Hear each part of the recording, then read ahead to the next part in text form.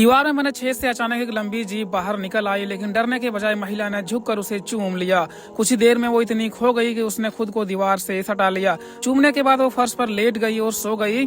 जब उसकी नींद खुली तो उसने देखा कि छेद बड़ा हो गया था और उसमें से कोई पीला तल पदार्थ निकल रहा था। ये नजारा देखकर उसे उल्टी सी हुई, इसलिए उसने अपने जीभ को पागलों की तरह साफ की। उस रात जब सब शांत था तब वो दीवार वाली जीभ के बारे में सोचे बिना रह नहीं पाई और आखिर में परेशान होकर वो फिर दीवार के पास लौटी, लेकिन इस बार जीभ गायब थी और छेद के पास कुछ बालें थी।